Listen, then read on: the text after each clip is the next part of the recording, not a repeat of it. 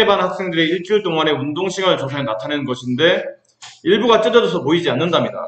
운동시간이 6시간 이상 7시간 미만 어디예요? 거기 어디죠? 6시간 이상 7시간 미만. 7. 여기죠? 7. 네, 이 계급이에요. 이 계급에 포함된 인원이 전체 인원의 20%. 20%랍니다. 근데 그 100분율을 어떻게 구한다고 그랬죠?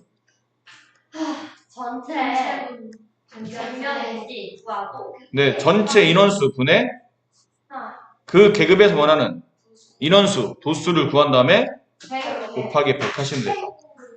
근데 100분율이니까 나와 있죠? 20%면 전체 인원이 몇 명인지 나와 있나요? 모르겠죠? X명. 자, 근데 일단 인원수, 여기 인원수를 따져봐야 되겠네요. 여기 몇 명이죠? 여기는 1명, 여기는 5명, 여기 7명, 여기는 몰라요. 모르겠고, 여기는 9명, 여기는 4명이에요. 그럼 전체 인원수는 몇 명인가요? 13, 20, 25, 26. 네? 26 26 더하기 X. 그 다음에 지금 문제 선택된 인원수는 7명 곱하기 100. 이렇게 하시거나 아니면 이렇게 세우셔도 됩니다. 20은 전체 인원수 모르니까 그냥 전체 인원수를 따로 미지수를 두세요. 전체 인원수는 Y명 이렇게. 그럼 Y 분의 7 곱하기 100. 뭐 둘 중에 하나를 쓰시면 됩니다. 위에 걸 풀게 되면 X값이 바로 나오는 거고 아래 값을 풀게 되면 전체 인원수가 나오니까 그 전체 인원수에서 나머지 인원수를 빼내면 X가 구해지겠죠. 어떤 게 더 편해 보여요? 그냥 첫 번째 걸로? 그럼 약분합시다. 여기 1 남고 여기는 5가 남아요. 됐습니까? 그럼 분자는 좌변은 1은 26 플러스 X분의 35. 근데 분수가 1 나온다는 뜻은 분모와 분자가 서로 같다는 뜻이죠. 얘네들이 서로 같다는 뜻이잖아요. 물론 방정식을 풀어도 되겠는데 이 정도면 방정식 안 풀고도 분모 분자 서로 같으면 되겠네요. 그럼 26 플러스 X가 35랑 같게 되는 X값은 몇 명? 잠깐 제가 할 거예요. 11. 네? 네? 아니죠. 제가 할 거예요. 14. 뭐라고?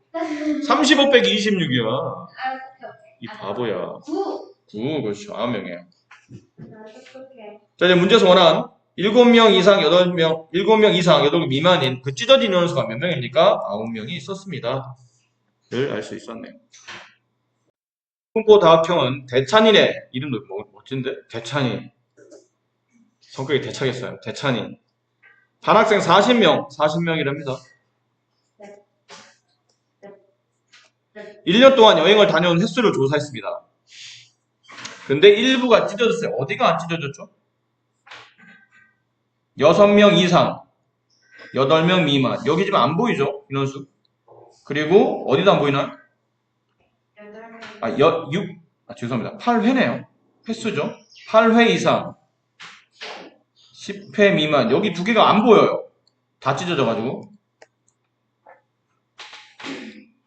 됐죠? 1번. 여행을 다녀온 횟수가 6회 이상 10회 미만인 학생 수를 구하랍니다.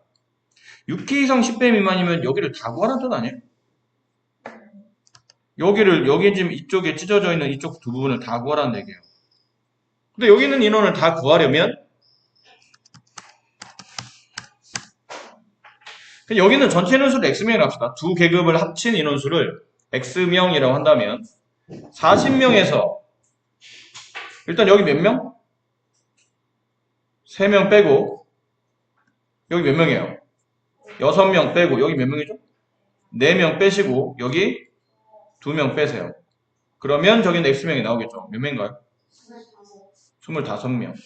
1번 정답은 25명. 자, 여기까지 됐는데 이제 2번이 문제라는 얘기죠.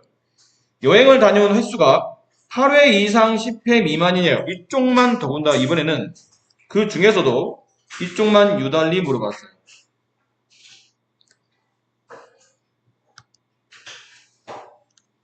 이쪽만 유달리. 여기가 전체 인원의 몇 퍼센트? 25%랍니다.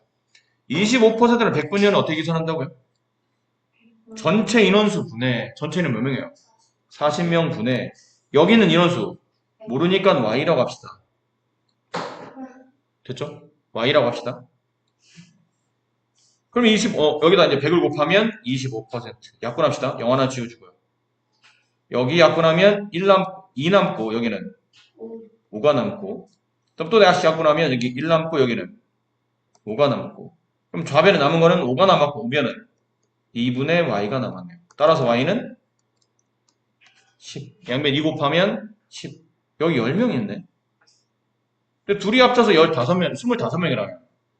따라서 8회 이상 10회 미만이 10명이면 6회 이상 8회 미만은 15명이었음을 알 수 있네요.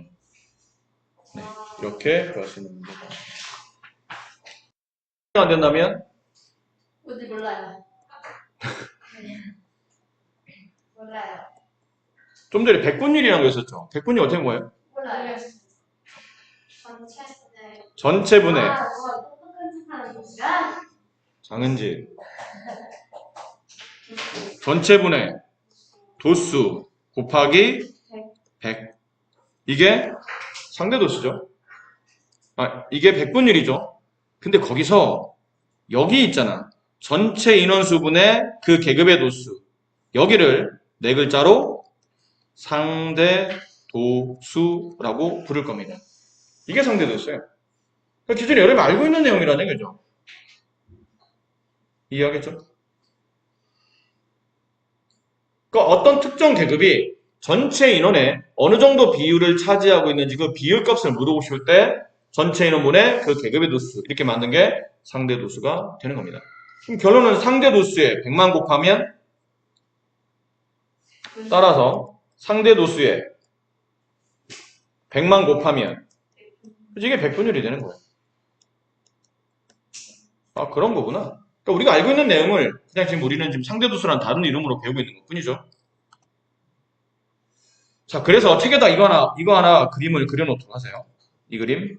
아마 여러분이 많이 보셨던 그림일 텐데. 뭐가 떠오르시죠? 그렇죠. 고속시. 이거 왜 이런 거 쓰셨죠? 거리는 속력 곱한 시간. 속력은 시간분의 거리. 시간은 속력분의 거리.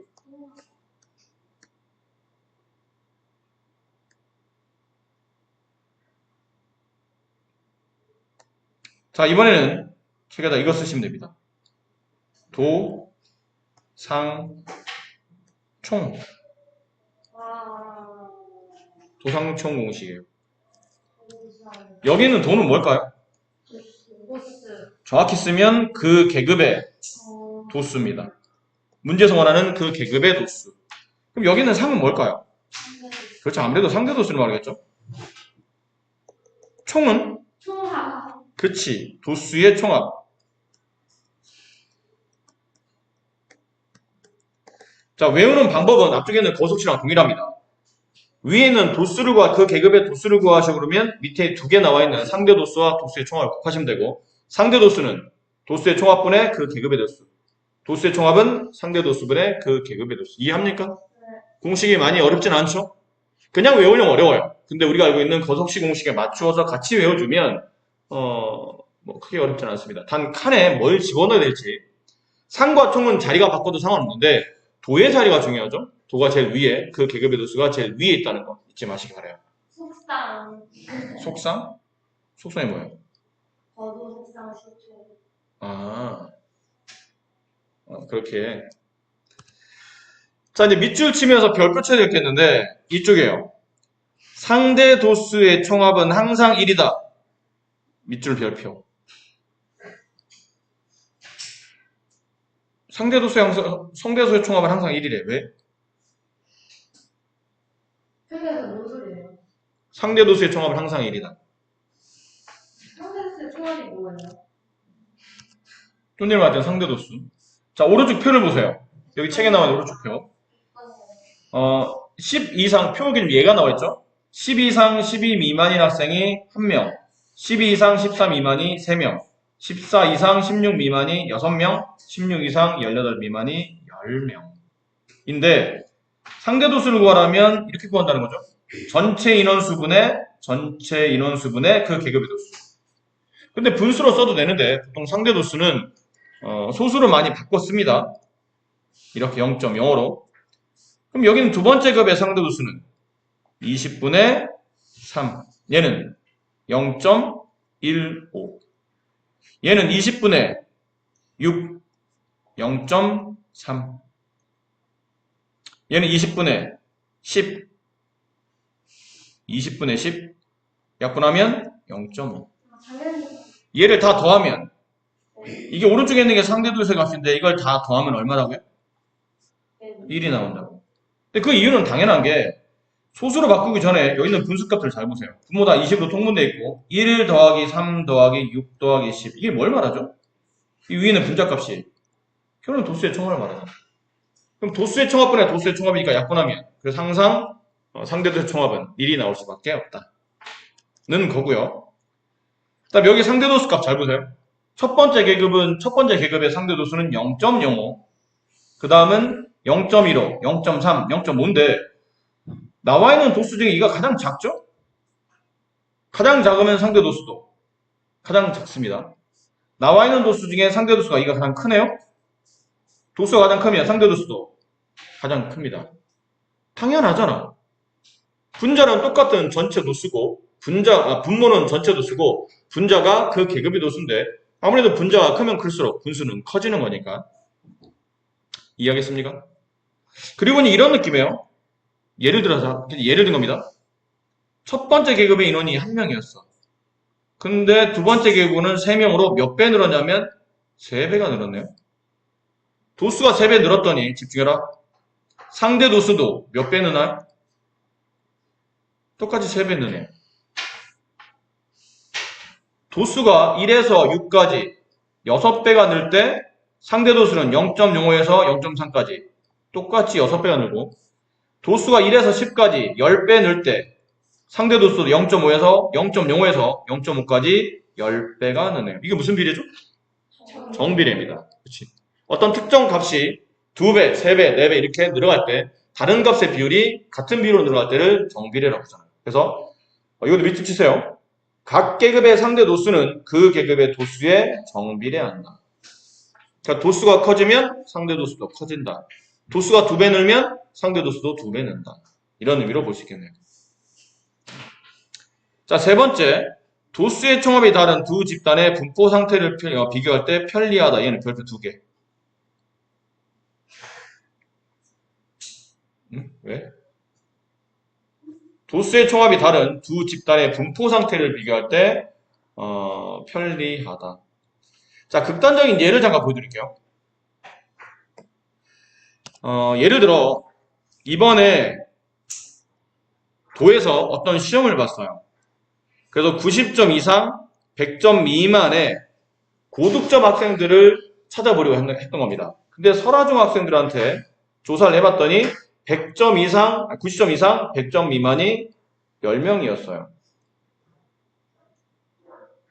근데 배방중 학생들한테 물어봤더니 30명이었어요. 그럼 이것만 봐서는 우리가 어떤 학교가 더 공부를 잘하는 고득점이 많다라고 말할 수 있나요? 배방중 학교가 좀 고득점이 많다라고 말할 수 있겠죠. 느낌상 왠지 이거는 100%는 아닌데 느낌상 배방중 학교 공부를 더 잘하나? 이런 느낌이 살짝 들 수도 있어요. 근데 알고 보니까 자, 설화중 전체 인원이 몇 명인가요? 그랬더니 설화중은 20명이었어요. 이 시험을 본 전체 학생이 20명이었어요. 근데 배방중은 이 시험을 본 학생이 100명이었다고 칩시다. 그럼 실제로 비례적으로 시험을 본 사람을 기준해서 본다면 누가 더 고득점의 학생들이 많나요? 설화중이 더 많아요. 20명 중에 10명이잖아. 근데 배방중은 100명 중에 30명이죠. 이해하겠나요? 그래서 이럴 때 쓰이는 게 뭐냐면 상대도수입니다. 만약에 설화중학교에서 고득점 받은 학생들 90점 이상 100점 미만의 상대도수를 구하시오. 그러면 설화중학교는 20분의 10 약분하면 2분의 1, 0.5. 대방중학교는 100분의 30 약분하면 0.3. 그렇죠? 그럼 비례적으로 아무래도 설화중학교가 대방중보다 고득점이 더 많다는 걸 알 수 있다는 거죠. 그러니까 응시 인원의 차이가 있었을 뿐이지 실제로는 고득점은 훨씬 더 설화중학교에서 비율이 더 높게 나왔다. 그러니까 지금처럼 집단의 인원의 구성 인원이 다른 이런 서로 다른 두 집단을 비교할 때 일반적인 도수만 가지고는 좀 상황을 판단하기가 애매합니다. 10명, 30명, 왠지 30명이 더 많아 보이니까 공부를 더 잘하는 것처럼 보이지만 좋은 점수가 더 많이 나온 것처럼 보이지만 실제로는 그렇지 않았다는 거죠. 이럴 때 상대 도수가 좀 효율적으로 쓰일 수 있다는 거고 그리고 여기 0.5와 여기다 0.3에다 100으로 가면 100분율이 나오죠. 고득점 일원은 설화중학교는 50%, 대방중학교는 30%에서 퍼센테이지로 봐도 훨씬 더 설화중학교가 고득점이 많았다는 걸 알 수 있어요. 이럴 때 상대 도수가 좀 유용하게 쓰인다라는 겁니다. 자, 그래서 이제 1번과 2번 한번 해보세요. 1번에서 2번, 그 1, 2, 3번, 왼쪽에는 1, 2, 3번을 지금 해보세요. 상대도수 분포 다각형은 가로에는 계급을 쓰고 세로에는 상대도수를 쓰시면 됩니다. 그 계급에 맞는 상대도수를 가지고 이렇게 저 원하는 위치에 점을 찍고 이 점의 위치는 그 계급의 히스토그램 있죠. 막대 그래프를 올렸을 때 윗변의 중점에다가 점을 찍으시고 그 점을 이렇게 선으로 이으시면 이렇게 만들어진 도형이 상대도수 분포 다각형이 된다. 그리는 방법은 우리가 앞쪽에서 했었기 때문에 굳이 설명드리지 않고요. 그냥 상대도수를 나타낸다가 점을 찍는 겁니다. 그리는 방법 여기 나와 있죠. 가로치기는 각 계급의 양끝값을 차례로 표시하고 세로치기는 상대도수를 표시한 다음에 히스토그램에 만약 히스토그램이 있었다면 그 직사각형 윗변의 중점에다 점을 찍고 그 점들을 이어서 만들어진 게 상대도수 분포 다각형이라는 거죠. 예. 됐나요? 이해했습니까? 네. 자, 밑에 여기 보세요. 상대도수의 총합은 항상 1이므로 그렇죠? 상대도수 분포를 나타내는 그래프와 가로축으로 둘러싸이는 부분의 넓이는 계급의 크기와 같다. 이건 무슨 말인가요? 이게 무슨 말이죠? 혹시 앞쪽에서 이거 기억나요? 아니요. 죽는다. 히스토그램의 넓이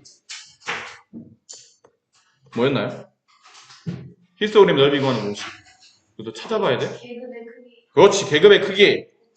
총합. 계급의 크기 곱하기 도수의 높이. 도수의 총합. 총합. 이게 공식이었죠. 히스토그램의 넓이 구하는 공식이 이거기 때문에 당연히 도수 분포 다각형의 넓이를 구할 때도 똑같은 이 공식이었죠. 어차피 히스토그램의 넓이와 도수 분포 다각형의 넓이는 같으니까. 그럼 여기서 만약에 상대도수 여기 있는 상대도수 분포 다각형의 넓이를 구하라면 여기 만들어진 직사각형 넓이의 총합을 구하면 되겠죠?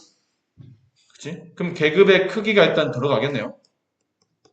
곱하기 상대도수의 총합이 들어가겠죠. 이번에는 이게 도수 분포 다각형이 아니기 때문에 도수의 총합이 아닌 상대도수 분포 다각형이니까 상대도수의 총합이 들어가겠네요.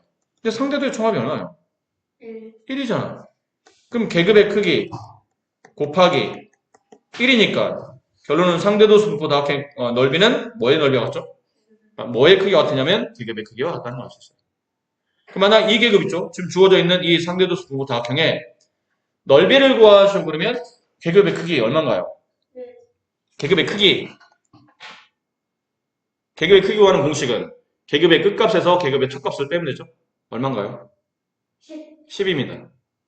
여기 나와 있는 상대도수 분포 다각형의 넓이를 구하시고 그러면 계급의 크기인 10이 정답이 되는 겁니다. 거기에 대한 설명을 밑에 참고로 해주고 있는 거고요. 저런 미친 수업 시간에 룸은 매너지.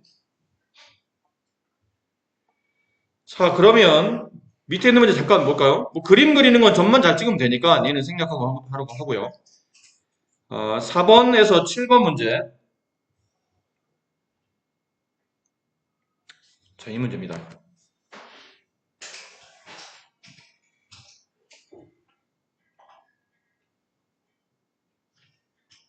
자, 오른쪽 표를 보고, 여기 표를 보고, 도수가 가장 작은 계급의 상대 도수를 구하랍니다. 도수가 가장 작은 계급이 어디예요?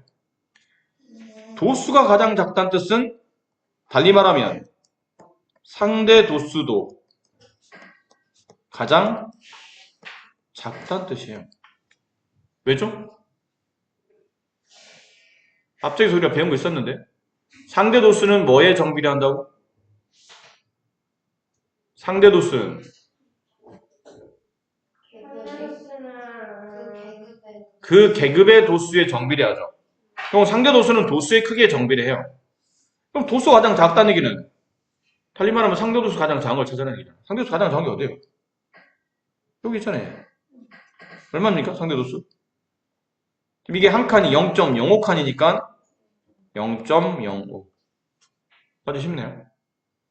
상대 도수가 가장 큰 계급. 상대 도수가 가장 큰 계급이면 여기잖아요. 얼마죠? 0.35. 키가 160 미만인 학생은 전체 몇 %인가요? 160 미만 찾는 겁니다. 160 미만이면 이 계급의 선에서 왼쪽에 있는 학생들이니까 상대 도수가 얼마죠? 0.05, 0.15. 이 두 계급이 160 미만이에요. 착각하지 마세요. 160 미만이면 전부 답입니다. 결론 이 두 계급에 포함되는 게 전부 답이었다는 얘기죠. 그럼 얘네들을 합친 게 0.2. 그럼 전체 몇 %예요? 0.2 곱하기 100 하면 100번 일어난다고 그랬잖아. 20%. 누워서 떡 먹기네.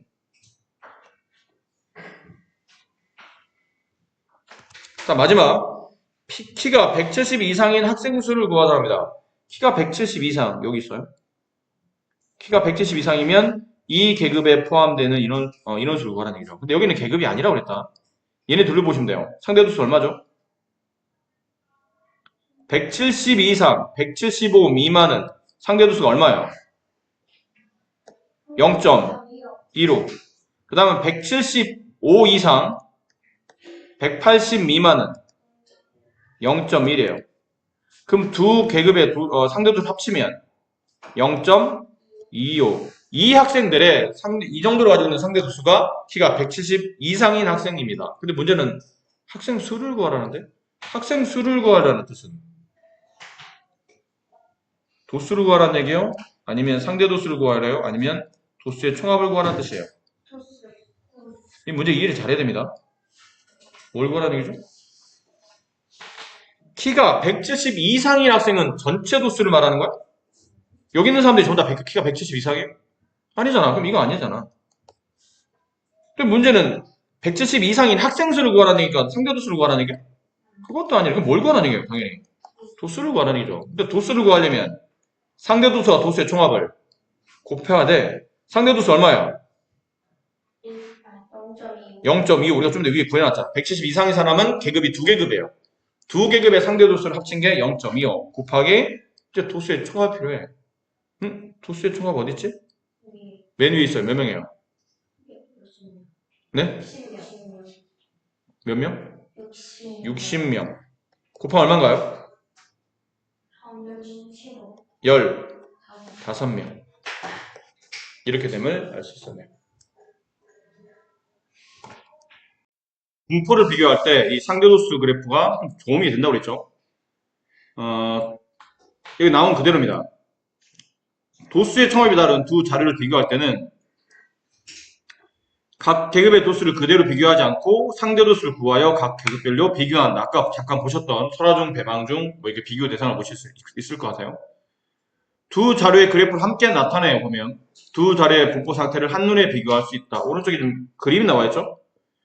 지금 두 집단을 남학생, 여학생으로 구분해 놨는데 남학생 집단이 전체적으로 봤을 때 오른쪽이 좀 치우쳐 있고 여학생 집단이 그래프상 왼쪽이 좀 치우쳐 있는 걸로 봐서는 남학생, 여학생보다 전반적으로 점수가 좀 좋다는 걸 알 수 있다는 것 같아요. 근데 어떤 특정 계급의 인원이 더 많다 적다를 말하기는 곤란하다는 거죠. 밑에 참고라고 되어 있는 부분, 자료의 분포의 특징을 그래프의 치우침과 연결지어 설명할 수 있고, 오른쪽 그래프는 어느 조학전 여학생과 남학생의 수학 성적에 대한 상대도수 분포표를 그래프는 나타낸 건데, 남학생에 대한 그래프와 여학생 그래프가 오른쪽에 많이 치우쳐져 있기 때문에 전체적으로는 계급별로 하나씩 비교한 건 아니고 전체적으로는 남학생이 여학생보다 좀 더 좋은 점수를 가졌다고 볼 수 있다라는 거죠.